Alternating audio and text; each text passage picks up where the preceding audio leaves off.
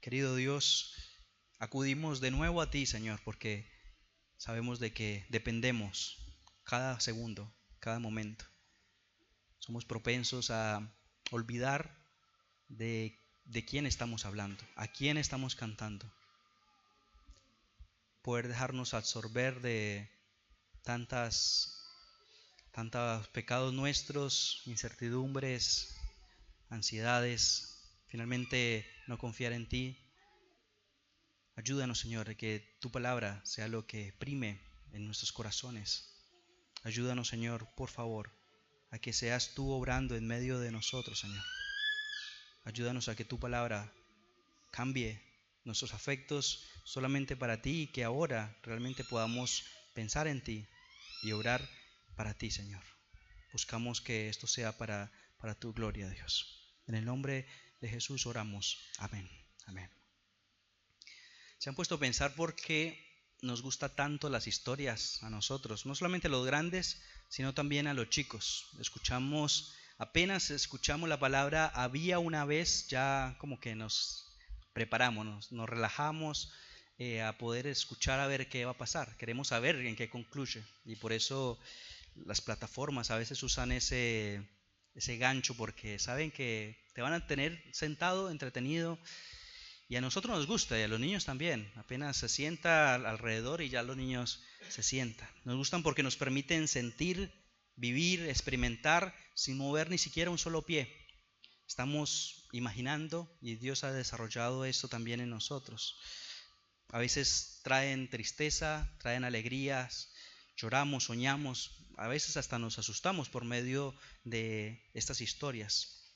Yo creo que Jesús fue intencional esta herramienta. Él no vino con discursos filosóficos, con tesis para poder hacernos entender verdades. Él vino con historias, vino con cuentos. No era un cuentero simplemente. Él usó esa herramienta para que para nosotros se nos transmitiera de una forma simple, para que la memorizáramos, para que sea memorable y no solamente eso, sino que no fuera aburrida, sino que la recordáramos por siglos. Hoy en día todavía hay ideas, hay historias que sumamente son recordables y posiblemente la hemos escuchado una sola vez y posiblemente no se acuerden de lo que yo dije el domingo pasado, pero sí de una historia de hace miles de años de Jesús. Y yo creo que él usa historias simples, terrenales, que revelan una verdad celestial. Y por eso yo creo que Jesús, desde Génesis hasta Apocalipsis, vemos todo un hilo conductor de una historia sumamente gloriosa que no nos va a dar la eternidad para poder entenderla. Pero Él quiso aterrizar estas ideas. Él planificó el tiempo que estuvo acá en la tierra, cada una de sus enseñanzas, para poder enseñarnos verdades que posiblemente nos va a durar de nuevo toda la eternidad para entender su gracia, su misericordia, su bondad. No nos vamos a poder entender, pero Él quiso aterrizarlo y darnos estas hermosas historias también, simples. Y lo hacemos nosotros también para poder recordarlo, para cantarlo, porque somos parte de algo mucho más grande y el Señor quiere mostrarnos eso, de un plan divino justamente, y Él lo viene a desarrollar a lo largo de los siglos y darnos estas historias. Y tenemos una parábola o muchas parábolas muy conocidas la mañana de hoy. Yo quiero que podamos pensar más allá de lo que ya sabemos y poder ver el Evangelio, el glorioso, el Evangelio de nuestro Señor y Salvador Jesucristo. Y que con una idea, con una palabra que yo quisiera persuadir todo este tiempo, es que, hermanos, tenemos un Padre lleno de gracia, y pensamos en esta gracia soberana que se goza en salvar. No es que le tocó, no, Él se goza en salvar a aquellos hijos perdidos. Tenemos, hermanos, un Padre lleno de gracia que se goza en salvar a sus hijos perdidos. La gracia soberana, esto ha sido una de las historias y he sido influenciado mucho por muchos libros que he leído, especialmente uno de Timothy Keller, y cómo no voy a ser persuadido a la luz de esta exposición. Así que puntualmente yo veo eso. Esta historia para mí fue una de las primeras historias que yo escuché en el Evangelio, donde entendí realmente la gracia soberana de nuestro Dios, la elección incondicional de nuestro Salvador Jesucristo. Y en una simple historia uno diría, bueno, ahí se está revelando el Señor, para poder transmitir verdades sumamente grandes y que para nosotros son de suma importancia, poder recordarlas una y otra vez. Pero desde el verso 11 en adelante, voy a hacer un pequeño salto, capítulo 15, 11, tenemos una historia. Obviamente vamos a leer la palabra de Dios y vamos a recordar esta hermosa parábola. Dice la palabra de Dios, Lucas 15, 11. Jesús añadió, piensen en estas palabras, cierto hombre tenía 2 hijos, y el menor de ellos le dijo a su padre, Padre, dame la parte de la hacienda que me corresponde. Y él le repartió sus bienes. No muchos días después, el hijo menor, juntándolo todo, partió a un país lejano, y allí malgastó su hacienda, viviendo perdidamente. Cuando lo había gastado todo, vino una gran hambre en aquel país, y comenzó a pasar necesidad. Entonces fue y se acercó a uno de los ciudadanos de aquel país, y él lo mandó a un campo para apacentar cerdos. Y deseaba llenarse el estómago con las algarrobas que comían los cerdos, pero nadie le daba nada. Entonces, volviéndose en sí, dijo, ¿cuántos de los trabajadores de mi padre tienen pan de sobra? Pero yo aquí perezco hambre. Me levantaré e iré a mi padre y le diré, Padre, he pecado contra el cielo y contra ti, ya no soy digno de ser llamado hijo tuyo. Hazme como uno de tus trabajadores. Levantándose, fue a su padre. Cuando todavía estaba lejos, su padre lo vio y sintió compasión de él, y corrió y se echó sobre su cuello y lo besó. Y el hijo le dijo, Padre, he pecado contra el cielo y ante ti, ya no soy digno de ser llamado hijo tuyo. Pero el padre dijo a sus siervos, pronto, traigan la mejor ropa y vístalo, pónganle un anillo en su mano, sandalias en sus pies, traigan el becerro engordado, mátenlo y comamos y regocijémonos. Porque este hijo mío estaba muerto y ha vuelto a la vida, estaba perdido y ha sido hallado. Y comenzaron a regocijarse. Su hijo mayor estaba en el campo. Cuando vino y se acercó a la casa, oyó música y danza. Llamando a uno de sus criados, le preguntó, ¿qué era todo aquello? Y él le dijo, tu hermano ha venido y tu padre ha matado el becerro engordado, porque lo ha recibido sano y salvo. Entonces él se enojó y no quería entrar. Salió su padre y le rogaba que entrara. Pero él dijo al padre, mira, por tantos años te he servido y nunca he desobedecido ninguna orden tuya. Sin embargo, nunca me has dado un cabrito para regocijarme con mis amigos. Pero cuando vino este hijo tuyo, ha consumido tus bienes con rameras, mataste el becerro engordado. Y su padre dijo, hijo, tú siempre has estado conmigo y todo lo mío es tuyo, pero era necesario hacer esta fiesta y regocijarnos, porque tu hermano, estaba muerto y ha vuelto a la vida, estaba perdido y ha sido hallado. ¿Cómo conocemos o cómo tienen el título ustedes allí de esta parábola? Posiblemente la conocerán como el hijo pródigo, es conocida en muchas también, de cierta manera. O podríamos llamarla también correctamente, yo creería, los hijos perdidos, porque en realidad acá estamos viendo y vamos a seguir viendo 2 hijos perdidos. Y también otro autor habla porque el protagonista de esta historia no necesariamente son los hijos, es el padre. Y estamos viendo un Dios pródigo. Y ese es el título del libro que realmente ha influenciado mucho mi vida, por lo menos el comienzo de cómo el Señor me ha salvado. Porque la palabra pródigo no significa como entendemos a veces, o ni siquiera sabemos por qué es pródigo. Pródigo significa alguien que derrocha. Y aquí vemos un hijo que sí derrocha mucho, ¿no? Pero ¿quién derrocha más? Es el Padre. Y tenemos un Dios pródigo. Tenemos un Dios que ha derrochado amor por cada uno de nosotros y que, de nuevo, como decía en la idea principal, Él se goza en salvar a aquellos hijos perdidos, en derramar, en desbordar gracia. Así que vemos y por ahí nos centramos simplemente para resumir esta pequeña parábola. La huida y el regreso de un hermano, pero en realidad hay 2 hermanos acá y vemos que ambos están perdidos. Y así se llama este sermón, 2 hermanos perdidos. 2 personas por ahí muy distintas, con motivaciones muy parecidas en realidad, con motivaciones pecaminosas que están buscando simplemente satisfacer sus necesidades y huir, ser independientes. Así que tenemos un elenco de personajes muy simple, 2 hermanos que vamos a ir desarrollando esta trama, y yo les invito a que lo pensemos como lo que Jesús quiere que veamos: historias, tramas, escenas. Estamos en una narrativa, así que posiblemente nos vamos a ver identificados no con uno, sino con varios de estos personajes, cada uno de nosotros. Así que tenemos el primer acto y vemos en esta parábola, de nuevo, muy simple, un hermano menor perdido. Piensen en cada una de estas palabras porque es intencional Lucas y Jesús al referirse a cada uno de los que están escuchando.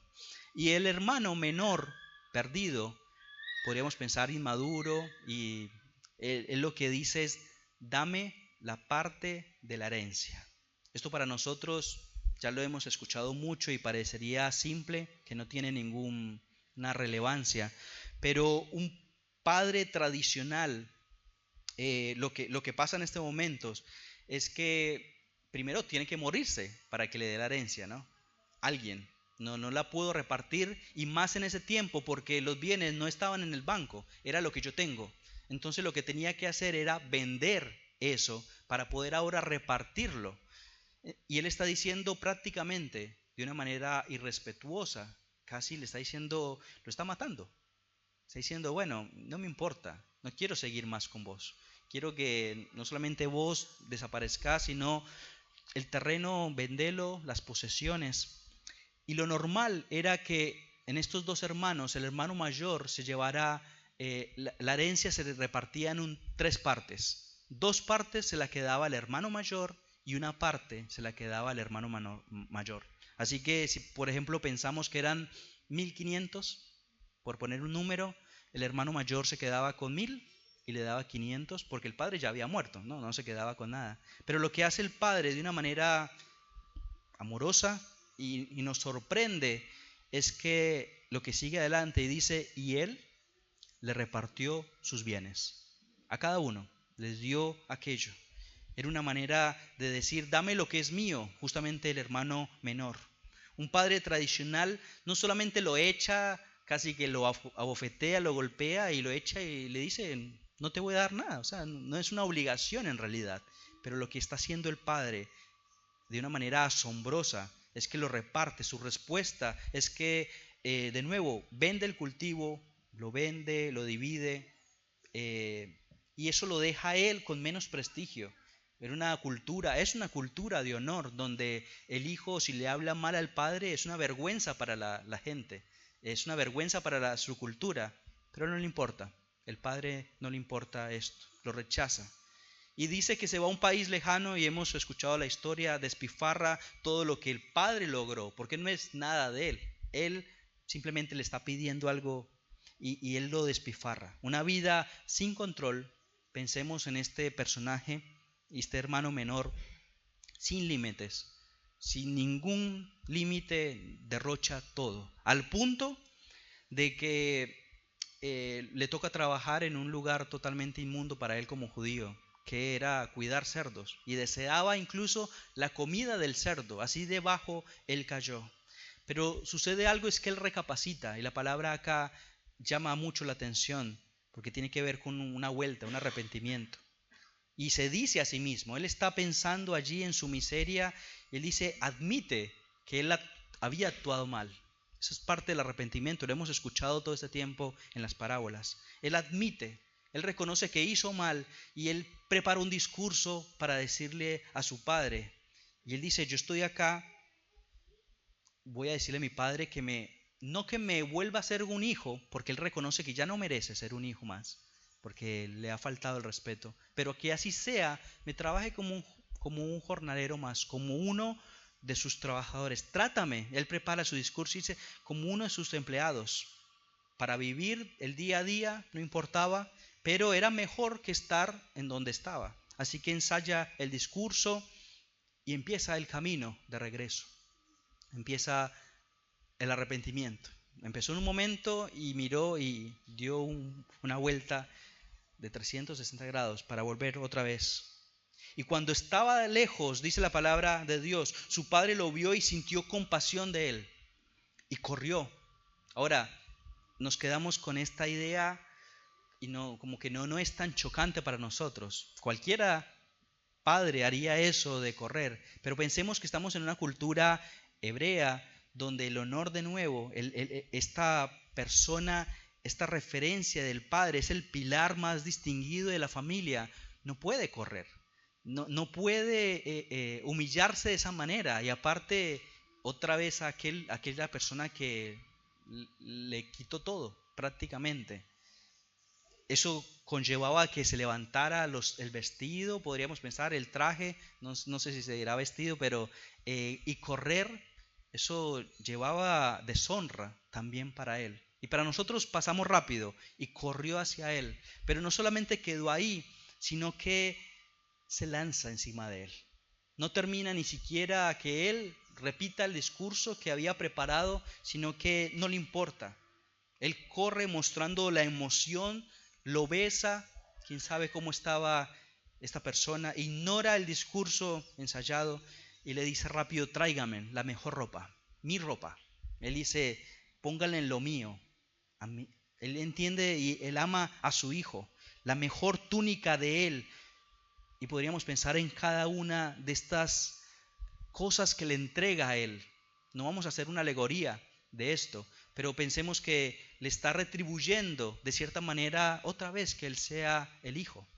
Mi túnica para cubrir su desnudez y su falta, su pobreza, su falta de honor que ya tenía. Le entrega un anillo. Eso significaba, volvés otra vez. Volvés a ser parte de la herencia. Sandalias. Eso lo hemos escuchado muchas veces y nos muestra que le está diciendo no solamente dejar de ser esclavo, los esclavos andaban descalzos.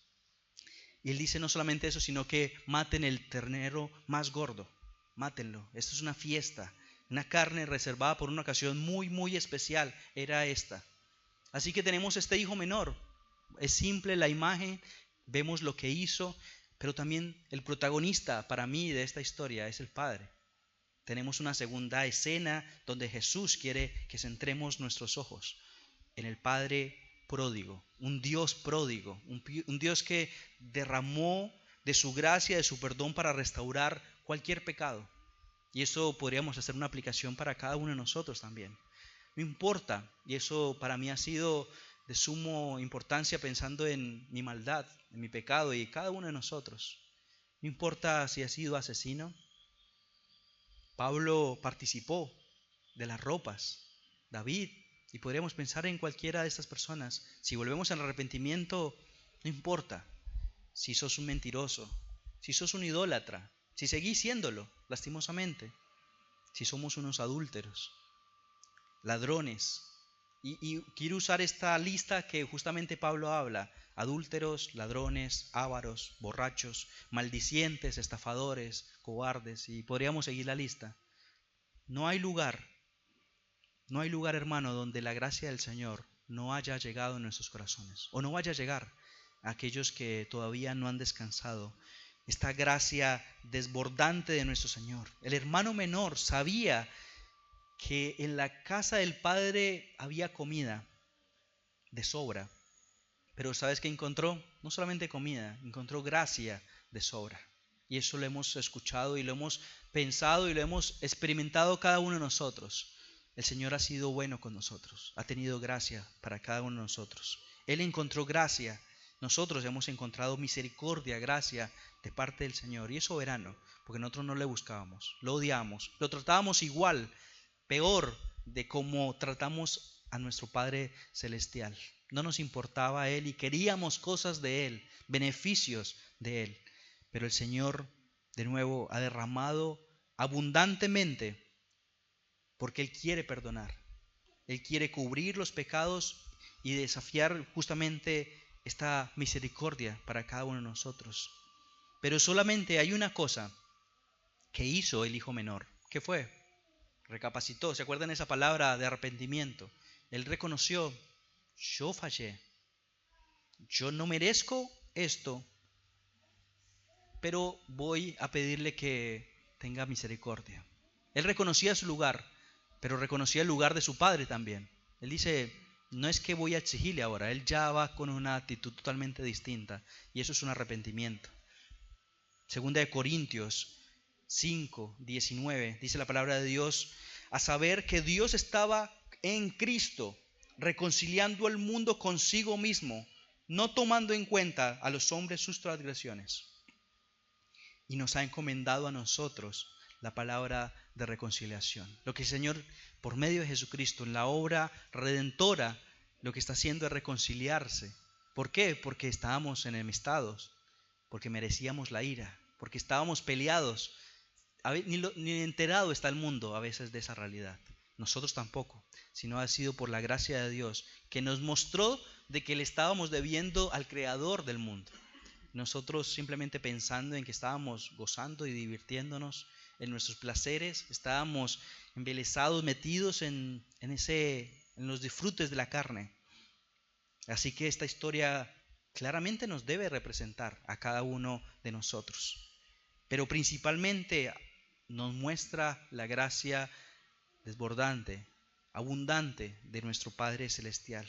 Jesús nos muestra que Dios gastó todo, entregó todo, no por alguien bueno, sino por cada uno de nosotros, que éramos hijos de ira, como dice Efesios, que éramos sus enemigos. Él ha sido pródigo con nosotros. Él ha sido abundante justamente con sus hijos. Una gracia extrema, desmensurada, que ha transformado nuestras vidas. Y tenemos un Padre amoroso. Y yo creo que eso es lindo recordar una vez más, que tenemos un Dios que es bueno, que gratuitamente nos ha entregado a su Hijo. Gratuito para nosotros, pero Él le costó todo. Su Hijo. Juan 3:16, lo hemos escuchado. De tal manera amó Dios que ha dado a su Hijo. No solo una gracia, como hemos escuchado, a los que no lo merecen, sino que necesariamente tenemos que recibirlo castigo, pero Él nos ha dado lo contrario a lo que merecemos. Y eso es gracia, esa es la gracia del Señor. Así que este primer acto nos habla de una gracia gratuita de nuestro Dios, pero en el segundo acto yo creo que es importante que podamos ver y lo veamos de una manera distinta. Nos presenta el precio de esta gracia. Ahora vamos a ver el segundo acto, que es, podríamos pensar, el segundo hermano, el hermano mayor perdido. Ahora tenemos de parte del hermano, como escuchamos en la historia, un reclamo.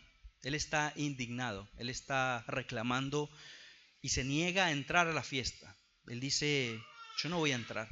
Ese tu hijo, ni siquiera le dice mi hermano, no, ese tu hijo, él está fuera demostrando públicamente, trayéndole vergüenza también a su padre y obligándole a que el padre salga. Está actuando igual prácticamente que el hermano menor. Pero quisiera que pensemos por qué está tan enojado, porque estuvimos hablando de la división de los bienes, ¿no? Este hombre que posiblemente estuvo trabajando, el hermano mayor, lo que le pasa a él es que él entiende que como él entregó el anillo, lo restituye otra vez a la herencia, su herencia le va a quedar ahora más chica también. Su enojo también es por algo material. Ahora, ¿qué diferencia hay del hermano mayor y el menor en este caso? Ninguno. Él está buscando los bienes igual de su padre.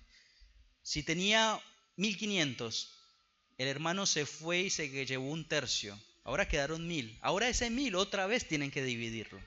Y lo que está diciendo es, me va a quedar ahora, en vez de 1.000, me van a quedar otra vez 600 cuando se muera. Y ya está pensando también eso. Su enojo, él dice y atribuye a méritos. Yo nunca te he desobedecido. Su enojo es uno, pero pone excusas y pone méritos para lograr algo específicamente. El hijo ni siquiera pensó en eso, él lo reclamó y listo. Él de una manera escondida, engañosa y pecaminosa también, quería lo mismo, quería plata, quería la herencia. Ese hijo tuyo, yo nunca te he desobedecido. Y él está diciendo, esto es injusto. Yo he hecho esto y tú me estás respondiendo de esta manera. Es totalmente injusto. Yo tengo derechos. Nadie me consultó a ver si yo quiero otra vez devolver. Ni siquiera es de él, es del Padre. Y él está reclamando esto. La respuesta del Padre es igual a la primera respuesta, en misericordia, en amor. Él está respondiendo y diciendo, actúa ante un insulto, porque lo que está haciendo el hijo mayor es lo mismo, es un insulto, una vergüenza ante todas las personas que lo están viendo, y él le suplica que amablemente entre. Pero la historia queda ahí, queda como abierta. Lucas últimamente está haciendo mucho eso, como no sabemos qué pasa, no sabemos si el hermano mayor entra, no sabemos si se arrepiente, si lo perdona, no sabemos qué sucede. Pero la respuesta, bueno, justamente después de este suceso, pero yo quiero que pensemos en el comienzo de la parábola. Quiero que vayamos en el capítulo 15 y acompáñenme en sus Biblias también. Estamos viendo dos tipos de personas. Tenemos dos hermanos, pero esta es la parábola. Este es el ejemplo que Jesús nos estaba dando. Pero ¿a quién está dirigida esta parábola? Yo quiero que veamos el capítulo 15, el comienzo de nuestro libro. Miren los primeros dos versos, 15, 1 y 2. Todos los recaudadores de impuestos y los pecadores se acercaron para oír a Jesús. Y los fariseos y los escribas murmuraban, este recibe a los pecadores y come con ellos. ¿Qué dos públicos ustedes están viendo allí? Es bastante marcado. Lo vimos en la fiesta también.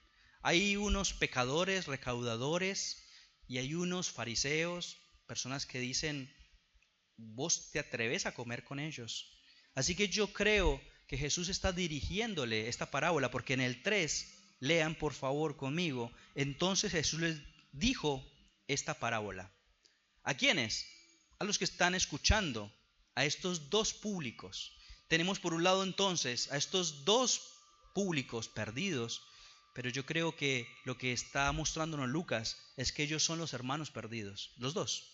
Tenemos a uno, recaudador y pecadores, recaudadores y pecadores. Pensemos en lo peor de la sociedad en ese momento, hombres o mujeres con una vida desenfrenada, sin ninguna norma moral, según la regla justamente religiosa que en ese momento estaba determinada. ¿Quién es? ¿El hermano mayor o el hermano menor? El menor. Nos está mostrando a este hermano menor perdido que iba y no le importaba nada. Tenemos por otro lado los fariseos, el maestro de la ley, que mantenían las leyes morales, estudiaban, adoraban fielmente, para ellos entendían así, oraban a rajatabla. ¿Quién es? El hermano mayor. Yo nunca hice, son puras obras. Yo nunca he fallado, yo nunca he dejado de dar lo que me corresponde. Yo nunca he dejado de orar y de estudiar cada mañana y hacer mi devocional. Tranquilamente podemos caer en esta verdad. Es curioso que casi siempre estos dos grupos están escuchando con Jesús. Están por curioso, por chismoso o por necesidad. Pero lo que le está diciendo Jesús es, les voy a referir esta parábola. Les voy a mostrar esta verdad.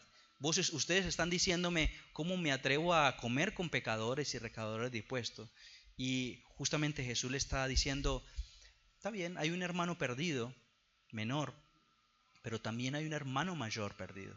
Y yo creo que a veces perdemos la historia y nos quedamos con el hermano perdido nomás, el chiquito. Pero Jesús le está diciendo y le está haciendo más duros con los mayores. Ustedes piensan que, hemos escuchado Lucas, ustedes piensan que han heredado el reino por mérito, pero van a quedar afuera de la mesa, van a ser cortados. Es lo mismo que le está diciendo en esta, les continúa diciendo de una manera está confrontándolos mucho. Les refirió, no se trata tanto de los de afuera, sino los religiosos de adentro, lo que le está diciendo ahora. Le está mostrando su ceguera, su orgullo, su autojustificación a cada uno de ellos. Los que estaban escuchando por primera vez, yo estoy seguro que ellos querían apedrear a Jesús en ese momento, porque ellos entendían a quién le estaba hablando. Ellos entendían cada una de las cosas. A nosotros nos cuesta un poquito más viendo esas parábolas y a veces por la cultura nos han enseñado a veces mal, pero está tratando del hermano mayor, está hablándole a los fariseos. Él les refiere esta parábola para enseñarles principalmente la idea que dijimos al comienzo. Dios es un Dios lleno de gracia, un Padre lleno de gracia, que se goza en salvar a los perdidos. Ahora, Él no se reconoce perdido, los hermanos mayores no se reconocen perdidos. Ese es el problema, que Dios tiene gracia y Él quiere derramarla, pero para aquellos que se arrepienten, para aquellos que reconocen que son débiles, que son flacos, que son miserables pecadores como cada uno de nosotros. No podemos perder de vista que justamente los fariseos estaban murmurando, diciendo, ¿cómo puede comer con estos? Está hablando de moralismo principalmente. Hace todo lo que ellos en la Biblia reconocen y los que no se quedan afuera. Y el Señor dice en la parábola anterior, no quisieron recibir la invitación. Bueno, la fiesta se va a hacer sí o sí. Traigan a los mancos, a los cojos, a aquellos necesitados. Eso es lo que se trata el Evangelio de nuestro Señor. Aquellos que no pueden por sus propios medios. Un manco a 15 cuadras no puede acercarse a la fiesta. No existían autos, transporte, no se podía agarrar un Uber. Tenían que, dice, arrástrenlo, tráiganlo. Así que pensemos en estas verdades. ¿En qué público nosotros nos identificamos? Fácilmente nos podemos ir al público del hermano menor y decir, Dios ha tenido gracia, sí. Pero nosotros posiblemente también podemos actuar como el hermano mayor, que también estaba perdido, que es más disimulado, pero está igual buscando beneficio, autojusticia. El hermano con un pecado visible, externo, se aleja de Dios Padre o de su Padre en una vida depravada con excesos, y eso es escandaloso. Pero el hermano mayor es meticuloso en la obediencia al Padre, autodisciplinado. Si hilamos más fino, él se queda afuera por su orgullo y le crea esa barrera justamente con el Padre. No quiere venir a la fiesta, no quiere acceder, porque él dice, no es justo, como vos te vas a juntar con este. El hermano menor en su momento quería autosuficiencia, autonomía, pero después dice, bueno, no quiero que me fastidien, yo quiero estar independiente, y usa al padre para sacarle dinero, pero el mayor hace lo mismo, justamente. Él se ha quedado cerca, pero para obtener lo mismo, dinero, bienes, justamente. Los dos corazones son iguales, los dos hermanos están perdidos. Ambos querían independencia, librarse de la autoridad en algún momento. Los dos buscaron la forma de decirle al Padre cómo estaban ellos satisfechos. Ambos lejos del Padre. Ninguno lo amaba realmente. Ambos perdidos. Usa al Padre para los beneficios. Así que si nosotros pensamos cómo es de dañino y destructivo el pecado en nuestras vidas, a veces es sutil esa humildad que nosotros tenemos. Ustedes miran a los niños pelear y ellos no importa si se jalan del pelo, porque ellos no están ocultando su pecado. Ellos naturalmente lo hacen. Ahora, nosotros somos sutiles y ya no vamos a ir a jalarle y a quitarle los juguetes o las cosas a los grandes, pero actuamos igual, pero de una manera disimulada, porque qué vergüenza que nos vean pelear por algo, pero somos los mismos nosotros. Disimulamos, es lo único que hacemos.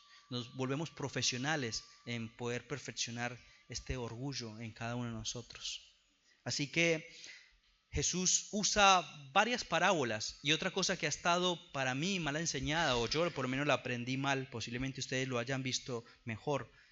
Él le dice en el capítulo 3, vayamos por favor, entonces Jesús les dijo esta parábola. ¿Cuántas parábolas? Una sola. ¿Cómo está representada? En varias partes. Primero tenemos, y vamos a leerla, la que estuvimos escuchando en la lectura pública, una oveja perdida, una moneda perdida y terminamos con unos hermanos perdidos. Es una sola parábola y a veces la separamos. Por eso puede ser que haya mucho texto hoy, pero es una sola idea. Jesús está mostrando la misma idea para cada uno de nosotros. Vamos a leerla. Verso 4. ¿Qué hombre de ustedes, si tiene 100 ovejas y una de ellas se pierde, no deja las 99 en el campo y va tras la que está perdida hasta que la haya? Al encontrarla, la pone sobre sus hombros gozoso. Cuando llega a su casa, reúne a los amigos y a los vecinos diciendo: alégrense conmigo, porque he hallado mi oveja que había perdido. Les digo que de la misma manera habrá gozo en el cielo por un pecador que se arrepiente que por 99 justos que no necesitan arrepentimiento. ¿Quién no necesita arrepentimiento? Los fariseos, los hermanos mayores dicen: yo no necesito de vos. Siguiente ilustración o parábola, mini parábola. ¿O qué mujer tiene 10 monedas de plata y pierde una moneda? ¿No enciende una lámpara y barre la casa y busca con cuidado hasta hallarla? Cuando la encuentra, reúne a sus amigas y vecinas diciendo: alégrense conmigo porque he hallado la moneda que había perdido. De la misma manera les digo que habrá gozo en presencia de los ángeles de Dios por un pecador que se arrepiente. Leímos la parábola de los hijos perdidos. ¿Qué hace el padre? Gozo y fiesta cuando aquel hijo lo encuentra. Pero justamente el otro no se arrepiente, el otro no reconoce que necesita del padre. ¿Qué tienen en común entonces estas parábolas de la oveja perdida? ¿Qué hombre vosotros tiene 100 ovejas? Finalmente no se trata de hacer ilustraciones sobre la iglesia, está hablando de Cristo. Él se goza en la salvación de aquellos perdidos. Él se goza. La moneda también, el hijo, la reacción es la misma. Pensemos, la misma, se alegran, se gozan, se regocijan cuando es hallada.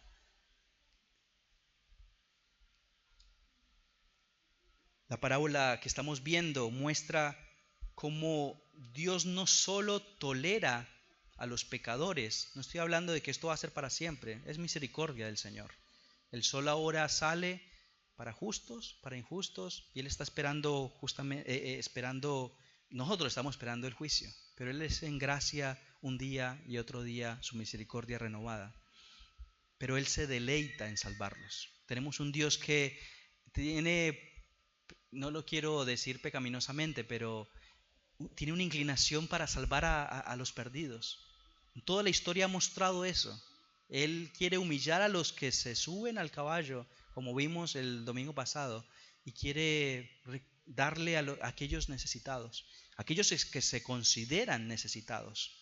Dice un autor: el gozo de Dios es la salvación de los pecadores. Es la razón por la que el Evangelio es tan glorioso, porque revela el corazón de Dios.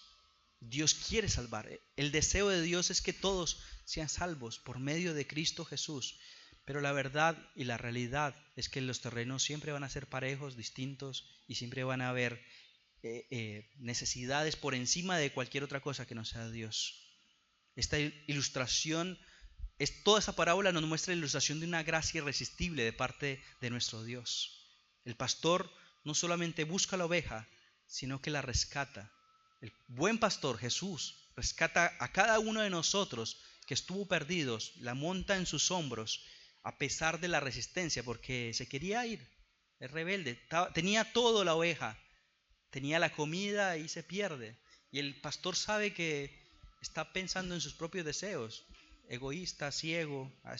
El carácter de Dios nos está mostrando justamente que Él se deleita en los perdidos y restaura a su redil en este momento. En la parábola nos muestra la salvación. Es una obra de Dios desde el principio hasta el fin. Y gozoso. Él lo hace de una manera gozoso. Así que tenemos un Dios pródigo. Tenemos un Dios que ha derramado amor inagotable para cada uno de nosotros. Y nosotros, Él derrocha y consume, gasta hasta que no le queda nada. Claramente a Dios no es que no le queda nada. Dio lo más valioso, que es su propio Hijo. Recordemos 2 Corintios, lo que nos decía, en Cristo ha buscado reconciliarnos a cada uno de nosotros. Esta historia representa al Padre Celestial, que Jesús conocía bien y por eso lo está transmitiendo de esta parábola amorosa. Jesús nos muestra al Dios que entregó, gastó todo para cada uno de nosotros que éramos hostiles, una gracia desmesurada. Pero no solamente eso, Él odia el pecado. Él destruyó en un momento toda su creación dejando un puñado de personas porque odia el pecado. Destruyó a ciudades enteras como Sodoma y Gomorra porque odia el pecado. Mató a su hijo, derrochó lo más precioso, pasó por alto la ofensa que vos y yo le hicimos. Y como dice Miqueas, la arroja al mar. Y no decide no acordarse de eso. Solo en la obra perfecta de Cristo, solo en Cristo es que nosotros podemos acercarnos y hemos hallado y hallamos justicia en este glorioso intercambio, ¿no? El justo por los injustos. Nosotros injustos por aquel justo, y el Señor aceptó y nos ha dado paz para cada uno de nosotros. Por Adán dentro del pecado y nosotros justamente heredando el pecado, pero por Cristo en la cruz y por la sangre preciosa hallamos perdón en Jesús. Hermanos, corramos a Cristo en arrepentimiento. Reconozcamos que no podemos por nuestras fuerzas. Reconozcamos que en nuestro pecado necesitamos de Dios y de la iglesia para poder avanzar y crecer, para poder santificar como hablábamos ahora. Pidámosle a Dios que nos ayude a poder verlo como un Padre amoroso, pero que eso no nos haga, como Pablo decía y lo escuchábamos el domingo pasado, hacedores más de maldad porque la gracia abunda de ninguna manera, que eso dice Pablo, que no acontezca eso. Por el contrario, nosotros estamos buscando glorificar a nuestro buen Dios. Oramos como iglesia.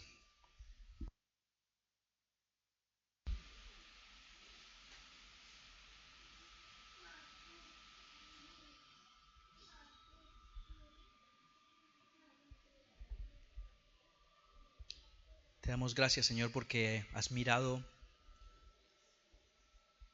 nuestras vidas y aún así decidiste salvarnos. Tú sabías lo que hemos hecho, lo que vamos a hacer, y aún así has tenido compasión de nosotros. Ayúdanos, Señor, a poder imitar este carácter compasivo, amoroso, misericordioso con todas las personas que tenemos alrededor, con hermanos. Ayúdanos, Señor Padre Santo, a poder imitar esto y poder recordar, Señor, que tú te deleitas en perdonar, en salvar. Haznos humildes, Señor, para que podamos reconocer todo el tiempo de que te necesitamos a ti. No una vez y ya está. No, todos los días, porque todos los días estamos luchando con el pecado. Yo te ruego, Señor, que por favor nos ayudes. Bendiga nuestra vida, Señor, y nos hagas más semejantes a Cristo Jesús. En el nombre de tu Hijo oramos. Amén. Amén.